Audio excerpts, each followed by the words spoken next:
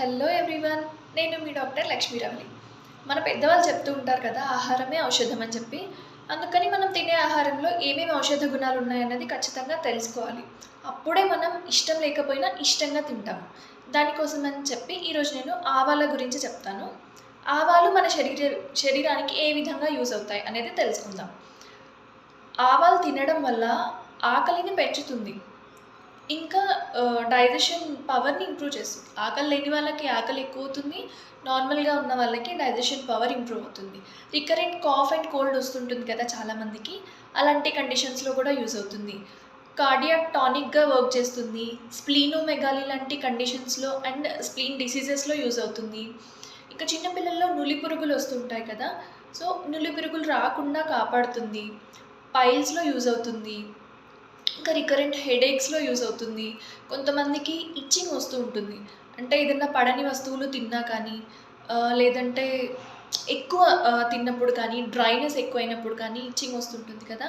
అలాంటి వాళ్ళకి ఇచ్చింగ్ రాకుండా కాపాడుతుంది. ఇచ్చింగ్ వచ్చిన తర్వాత జస్ట్ మనం సర్షప తైలం అప్లై చేయడం వల్ల కూడా ఆ ఇచ్చింగ్‌ని తగ్గించుకోవచ్చు కూడా. ఇలా ఒక్కటి కాదు, ఇంకా చాలా యూజెస్ ఉన్నాయి దీనికి. సో, నార్మల్‌గా రికరెంట్‌గా వచ్చే హెడేక్స్‌లో ఎలా యూజ్ అవుతుంది అంటే, స్ట్రెస్ ఎక్కువైనప్పుడు ఇప్పుడు స్ట్రెస్ అనేది కామన్ ఫ్యాక్టర్ కాబట్టి, స్ట్రెస్ ఎక్కువైనప్పుడు చాలామందికి హెడేక్ వస్తుంది. అలాంటి వాళ్ళు జస్ట్ కొంచెం ఆవ పొడిని ఆహ్, వాటర్‌లో మిక్స్ చేసుకొని ఫోర్‌హెడ్‌కి అప్లై చేసేసుకోండి. హెడేక్ అనేది చాలా తొందరగా తగ్గుతుంది. కొంచెం ఆవ నూనెలో రాక్ సాల్ట్ అంటే సైంధవ లవణం అంటారు కదా! సైంధవ లవణాన్ని యాడ్ చేసుకొని కొంచెం హీట్ చేసి చల్లారిన తర్వాత నోస్‌లో కానీ, ఇయర్‌లో కానీ డ్రాప్స్ లాగా వేసుకోవడం వల్ల మనకి హియరింగ్ ఇంపైర్‌మెంట్ ఏమన్నా ఉన్నా కూడా కొంతవరకి తగ్గించుకోవచ్చు దాన్ని.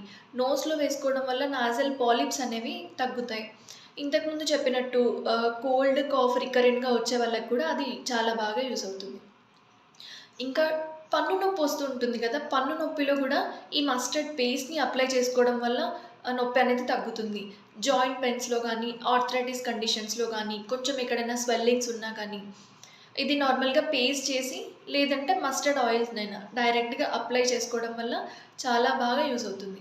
ఇంకా అల్సర్స్, క్రానిక్ అల్సర్స్‌లో కూడా మనం దాంట్లో ఎలా యూజ్ చేయాలి అంటే, కొంచెం ఆవాలు తీసుకొని డైరెక్ట్ దాన్ని రోస్ట్ చేయాలి. రోస్ట్ అంటే నార్మల్‌గా కాదు. అది బ్లాక్ కలర్‌లో మారేంత వరకి దాన్ని రోస్ట్ చేసేసి, అప్పుడు దాంట్లో కొంచెం హనీ యాడ్ చేసుకొని మనకి అల్సర్స్‌కి అప్లై చేసుకోవడం వల్ల అల్సర్స్ అనేవి తొందరగా హీల్ అవుతాయి. ఇంకా చాలా మందిలో కొవ్వు గడ్డలు వస్తూ ఉంటాయి కదా! కొవ్వు గడ్డల్లో కూడా కొంచెం మస్టర్డ్ ఆయిల్‌లో పెప్పర్ యాడ్ చేసుకొని కొంచెం హీట్ చేసి అప్లై చేసుకోవడం వల్ల కొవ్వుగడ్డలనేవి కూడా కరిగిపోతుంటాయన్నమాట. ఇంకా చిన్న పిల్లల్లో నులి పురుగులనేవి ఎక్కువగా చూస్తుంటాం కదా! వాళ్ళలో కూడా ఒక సగం చెంచా ఆవ పొడిలో కొంచెం బెల్లం, కొంచెం నెయ్యి మిక్స్ చేసి తినిపిచ్చండి. నులి పురుగుల సమస్య నుంచి కూడా మనం తగ్గించుకోవచ్చు. పైల్స్‌లో కూడా కొంచెం ఆవ పొడి పేస్ట్ లాగా చేసి అప్లై చేసుకోవడం గానీ, లేదంటే మస్టర్డ్ ఆయిల్‌ని అప్లై చేసుకోవడం వల్ల గానీ, పైల్ మాస్ అనేది కూడా ష్రింక్ అవుతుంది.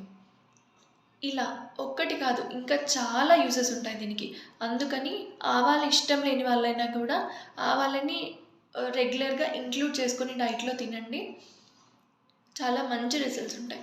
కానీ కొంచెం ఇది బాడీని హీట్ చేస్తుంది. కాబట్టి ఎక్కువగా గ్యాస్ట్రైటిస్ కండిషన్ ఉన్నవాళ్ళు కానీ, ప్రెగ్నెన్సీలో ఉన్నవాళ్ళు కానీ కొంచెం అవాయిడ్ చేస్తే బెటర్. అంటే క్వాంటిటీ తగ్గించుకోండి అంతే.